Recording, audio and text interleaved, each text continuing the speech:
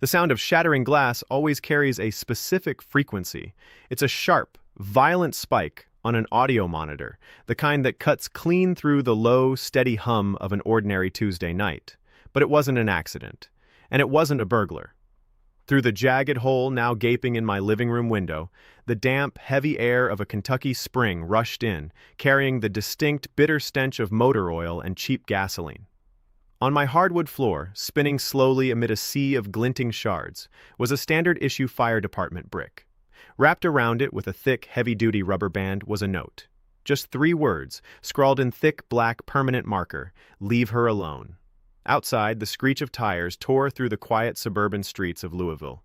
I sprinted to the porch, my bare feet ignoring the microscopic splinters of glass, just in time to see the taillights of a dark red pickup truck vanish around the bend of Maple Court.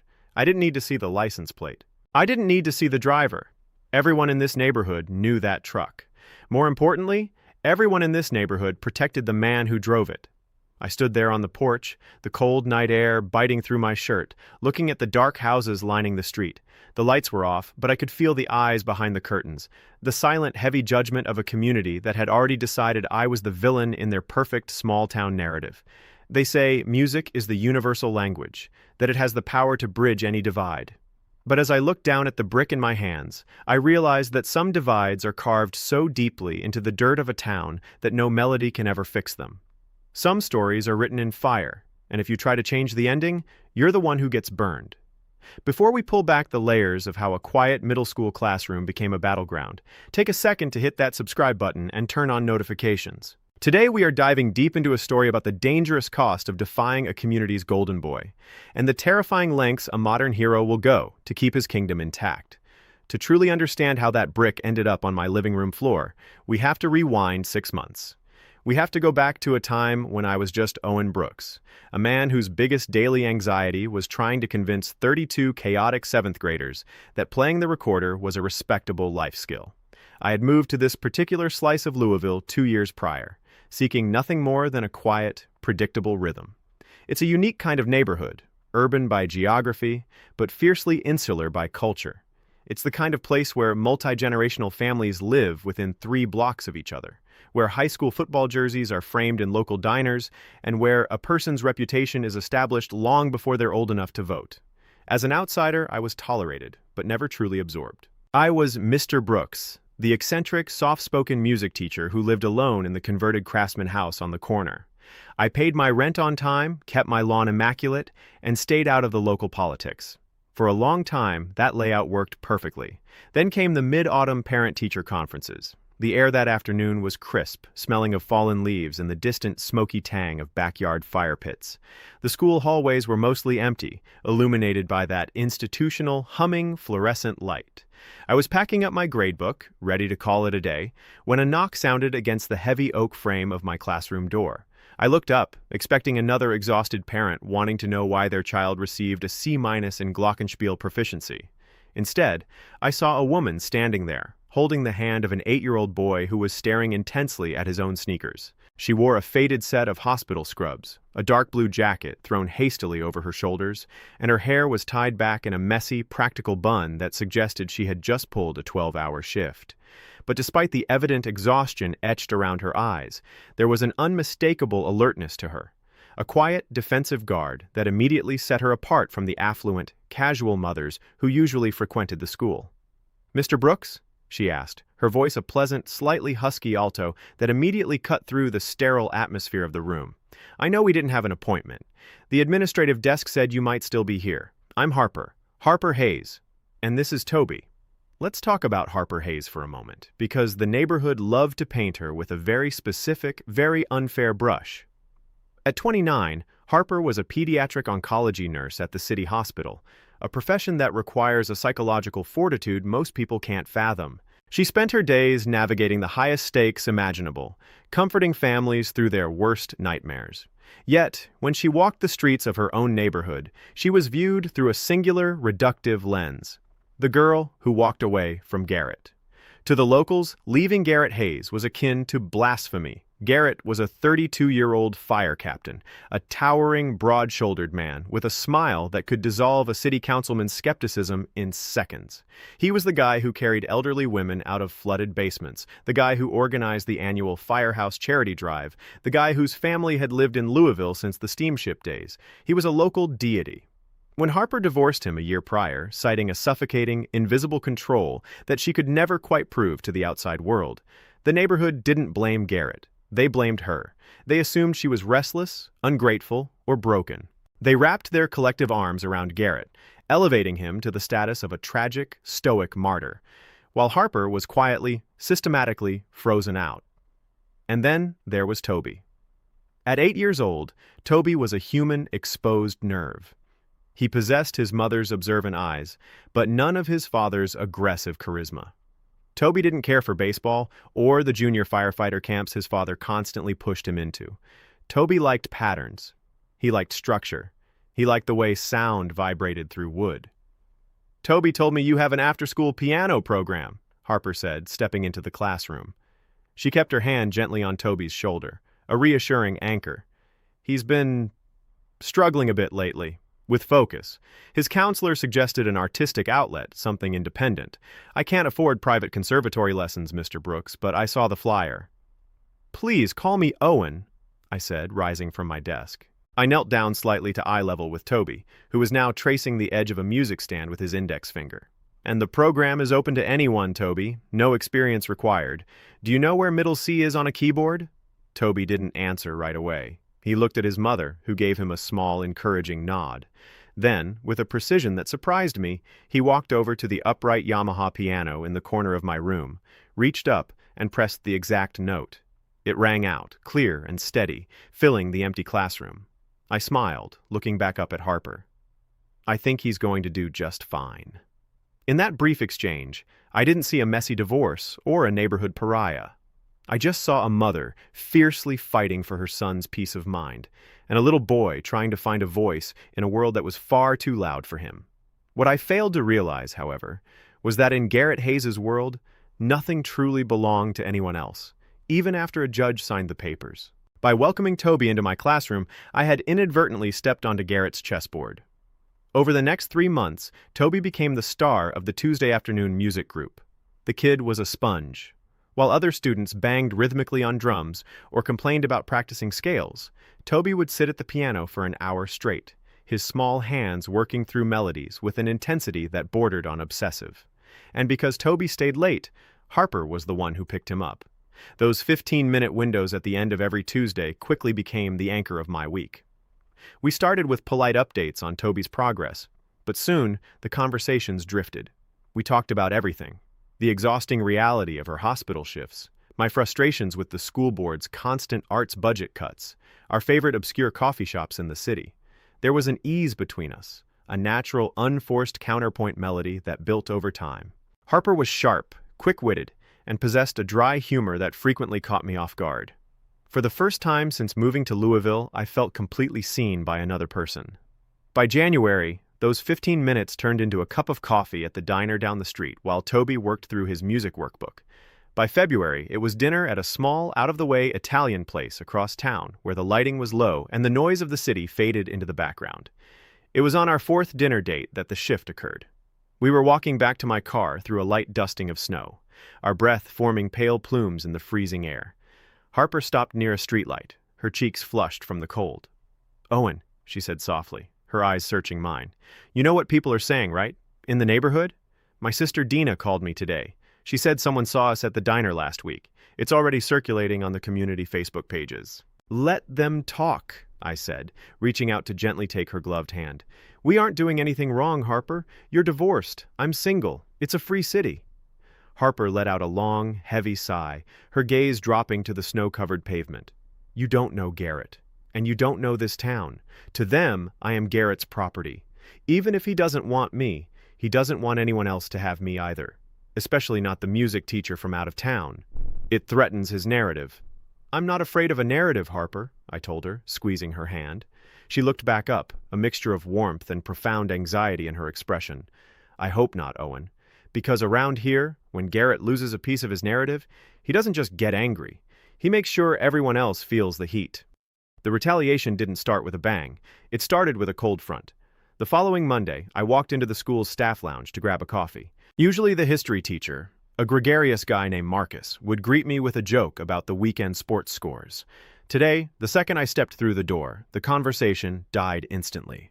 Marcus suddenly found his phone incredibly interesting, and the vice principal, Mrs. Gable, offered me a tight, professional nod before exiting the room entirely. Later that afternoon, I received an email from the principal's secretary. My annual budget for sheet music and instrument maintenance, a modest $1,200, had been suspended pending an administrative review. The reason cited was vague: restructuring of elective resources. When I went to the main office to question it, the secretary wouldn't look me in the eye. It came from the district level, Owen. Apparently, a member of the Civic Oversight Committee brought up concerns about your program's expenditure. I didn't need a detective to piece it together. The Civic Oversight Committee was chaired by none other than Arthur Hayes, Garrett's uncle. By Wednesday, the digital world caught up with the physical one. My phone started buzzing relentlessly with notifications from a local neighborhood watch app. A post had been made by an anonymous account, complete with a grainy telephoto photo of my car parked outside Harper's apartment building at 9 o'clock on a Friday night. The caption read, "Concerned parents need to look into the character of the personnel we allow around our children at the middle school. Some teachers seem more interested in home visits with vulnerable single mothers than actually teaching. Is this where our tax dollars are going?" The comments underneath were a toxic waste dump of suburban self-righteousness. I always thought that music guy was weird. Garrett is such a good man, he doesn't deserve this disrespect in his own town. We need to bring this up at the next PTO meeting. Our firefighters risk their lives while this guy plays piano and sneaks around. It was a masterclass in character assassination. They didn't have to accuse me of an actual crime, they just had to plant the seed of doubt, to twist a healthy, consensual adult relationship into something sordid and predatory. That evening, Harper called me, her voice trembling over the line. "Owen, I am so sorry. I saw the post. I tried to comment, to defend you, but they blocked my account from the group. Dina called me screaming, saying I'm ruining the family's reputation, that Garrett is distraught." "Is he?" I asked, a cold knot forming in my stomach. "Is he actually distraught?" "No," Harper said, her tone hardening. "He's calculating. He's setting the stage. He wants me to feel isolated, so I'll come crawling back for protection, and he wants you gone. Please, Owen, maybe we should take a step back. I can't let them ruin your career." "No," I said firmly. "If we pull back now, they win. The truth isn't something they get to vote on, Harper. I'm not going anywhere. But staying firm is a lot easier in theory than it is when the community decides to make your daily life a living hell." The microaggressions escalated into overt harassment within a fortnight. It started at the local grocery store. I was standing in the checkout lane when the cashier, a woman whose kids had gone through my class years ago, deliberately stopped scanning my items. She looked at me, then looked at the manager standing nearby and said loud enough for the entire line to hear, "My machine just went down. You'll have to use the self-checkout, sir." The machine wasn't down. The screen was blinking perfectly. When I went to my favorite local mechanic to get my oil changed, I was told they were booked solid for the next 3 months, despite 2 empty bays being clearly visible from the waiting room. The message was clear: you are no longer welcome to exist in this ecosystem. Then came the night of the high school regional basketball tournament. The entire neighborhood had gathered at the local sports complex. I hadn't planned on going, but Toby had asked me to see him perform with the middle school pep band during halftime. I wanted to support him. When I entered the gymnasium, the atmosphere was electric, heavy with the scent of popcorn, floor wax, and sweat. I found a spot near the top of the bleachers, trying to keep a low profile.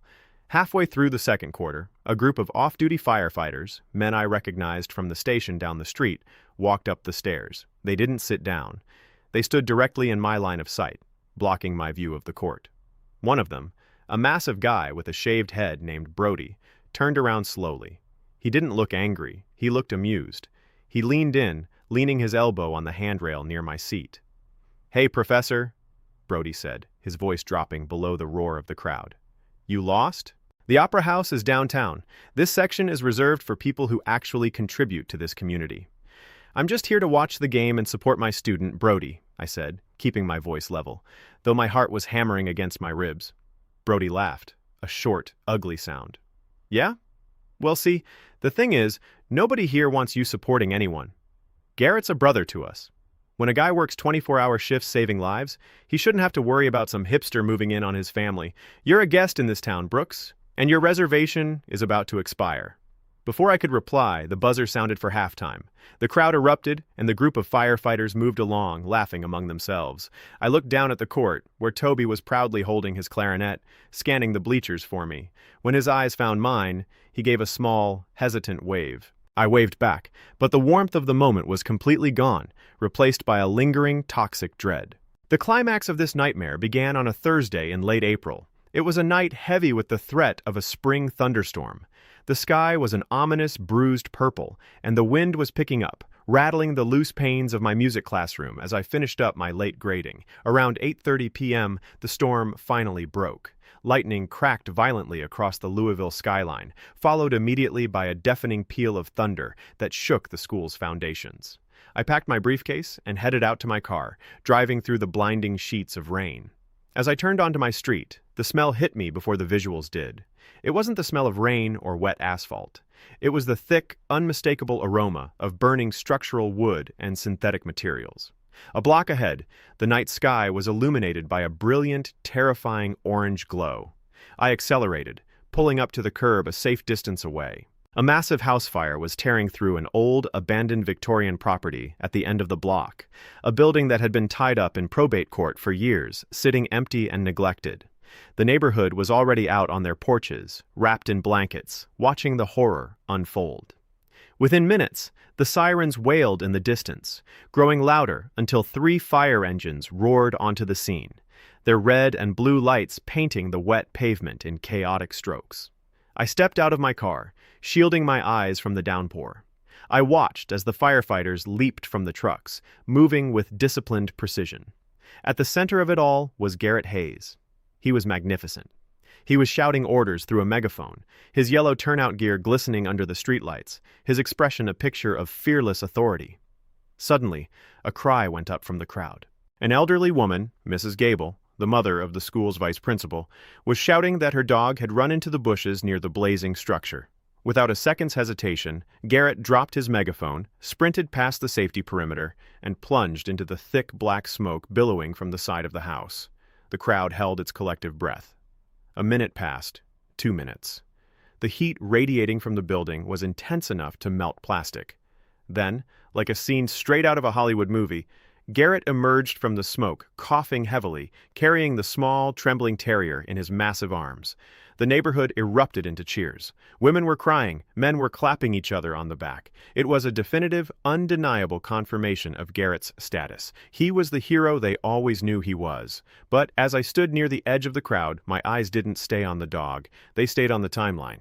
I'd been driving down this exact street just minutes prior. I had passed that specific intersection right before the fire became visible from the main road. And as I replayed those moments in my head, a bizarre, unsettling detail surfaced. Before the smoke had even begun to rise above the tree line, before the first neighbor had stepped out onto a porch, I remembered seeing Garrett's personal red pickup truck parked in the dark alley behind that vacant Victorian house. It had been sitting there with its lights off, 10 minutes before the first fire engine was dispatched. Why would a fire captain be sitting in a dark alley behind an abandoned house during a thunderstorm before a fire even started? The thought felt insane, dangerous even to Harper. But once the seed of suspicion was planted, I couldn't stop looking for patterns. Music teaches you to notice the subtle anomalies in a composition.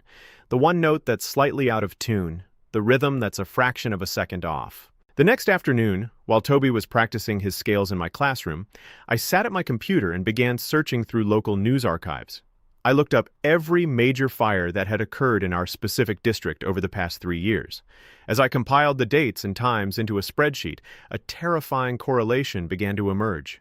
In the 36 months leading up to today, there had been 14 distinct fires in our immediate neighborhood, mostly abandoned structures, detached garages, or municipal dumpsters. In every single instance, the response time of Garrett's station was under 2 minutes, a statistical anomaly for an urban fire department. More importantly, in 11 of those 14 cases, Garrett Hayes was the specific officer who discovered the fire while out on patrol, or he was the first to enter the building to perform a heroic rescue. But the most damning piece of data wasn't the frequency. It was the timing. 3 of those fires had occurred during the exact weeks Harper had initially attempted to file for legal separation. Another 2 occurred right around the time the divorce was finalized. And this latest fire, the one last night, happened exactly 4 days after the neighborhood app post went viral, just as public sympathy for Garrett was beginning to plateau. Garrett wasn't just fighting fires. He was creating them. He was manufacturing emergencies to ensure that the community, and by extension Harper, remained in a perpetual state of reliance on his protection. He was a pyromaniac hiding behind a silver badge. That evening, I called Harper and asked her to meet me at a diner outside the city limits, far away from any eyes we might recognize. When I laid out the spreadsheet and told her what I had seen in the alley, she went entirely pale. Her hands shook so violently she had to set her coffee cup down. "Owen, this is insane," she whispered, her voice cracking. "If you breathe a word of this to anyone, they will destroy you. They'll say you're a bitter, jealous outsider trying to smear a local hero." "I know," I said, leaning across the table. "But look at the dates, Harper. Look at when these fires happen. Every time you try to break free, every time you try to establish a life independent of him, a fire breaks out. And Garrett is the savior. It's a psychological chokehold." Harper stared at the numbers, her expression transforming from fear to a cold, horrific realization. "The safe deposit box," she murmured suddenly. "What?" "When we split up, I kept the key to our old shared safe deposit box at the downtown credit union. I never went back to empty it because I didn't want the drama. Garrett used to keep a digital camera in there. He used it to record his helmet cam footage for training purposes," he said. "He was obsessed with reviewing his runs.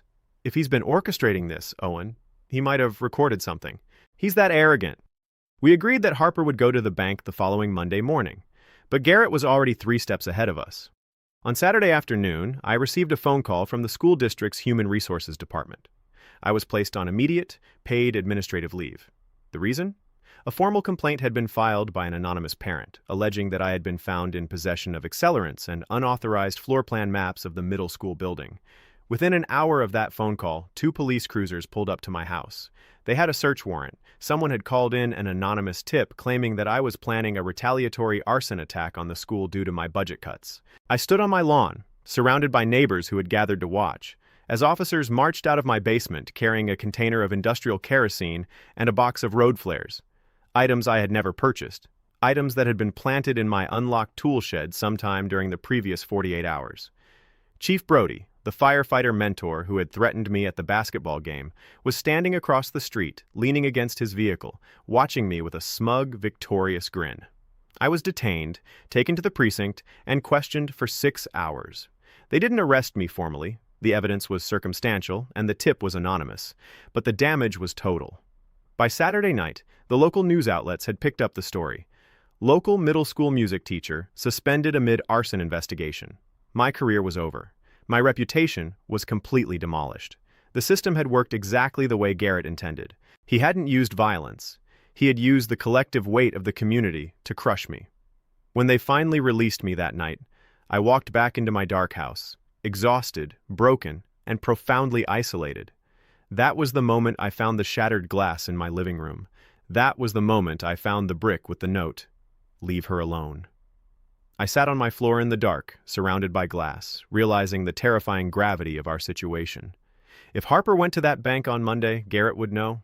He had eyes everywhere. We weren't just dealing with an angry ex-husband anymore. We were dealing with a protected criminal syndicate disguised as a public service. Monday morning arrived with a suffocating gray overcast.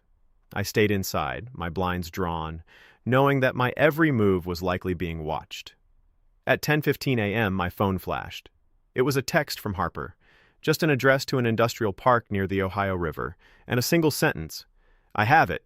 Meet me now." I threw on a jacket, slipped out my back door to avoid any eyes on the street, and took a series of back roads across town. The destination was an abandoned shipping warehouse, its corrugated metal walls rusted and covered in graffiti. When I pulled up, Harper's car was hidden behind a stack of shipping containers. She was sitting in the driver's seat, her face streaked with tears, holding an old black digital camera in her lap. I climbed into the passenger seat, my heart hammering against my ribs. "Did you find it?" Without a word, she pressed the playback button on the camera and handed it to me. The video on the small LCD screen was crystal clear. It was helmet cam footage, dated 14 months prior, the night of a major fire at a local community center. The footage started not at the fire scene, but inside the back of a utility van. You could clearly see Garrett's hands, wearing his distinctive, personalized leather fire gloves, assembling an incendiary device using a slow-burning fuse and a can of specialized chemical accelerant. The camera caught his reflection in the van's window. He wasn't stressed. He was humming a tune. He was completely calm, a man preparing a stage for his own performance. "It's all here," Harper whispered, her voice cracking with a terrifying mix of grief and anger. "There are 6 separate videos on this memory card. He kept them like trophies, Owen. He kept them because he thought he was untouchable." "We need to take this straight to the state police," I said, reaching for the camera. "Not the local precinct, the state investigators. They don't owe Garrett anything." But as I reached for the device, Harper pulled it back slightly. Her eyes were wide, filled with an agony that I hadn't anticipated. "Owen, if I hand this over, Garrett goes to federal prison. For a very long time." I stared at her, confused. "Harper, he tried to frame me for arson. He's been burning down this town for years. He's a monster." "I know," she cried, the tears spilling over her cheeks. "I know he is, but he is also Toby's father. If this goes public, Toby's name becomes synonymous with a serial arsonist. The kids at school, the community, they will destroy my son. Every headline will have our family name on it. Garrett will be ruined, but Toby will be casualties of the blast." She was caught in the ultimate trap. Protect the father of her child and allow a dangerous criminal to continue running the town, or save the man she loved and subject her innocent son to a lifetime of public shame and psychological torment.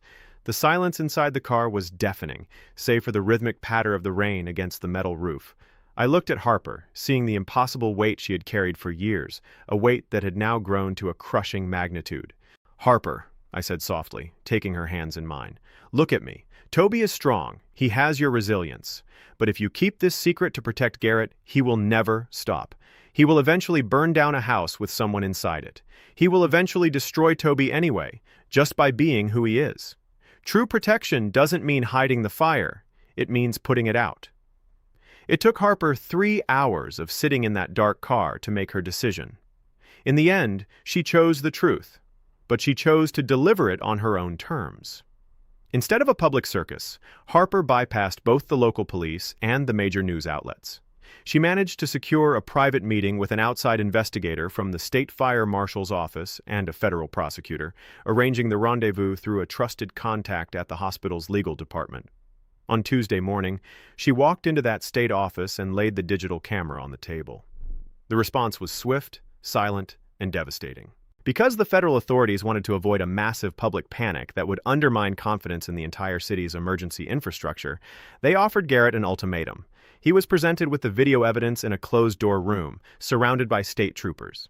He was given 2 choices: sign an immediate, irrevocable resignation, surrender his pension, and enter a secure, out-of-state psychiatric facility specializing in forensic behavior, or face a federal grand jury indictment that would carry a mandatory 30-year prison sentence.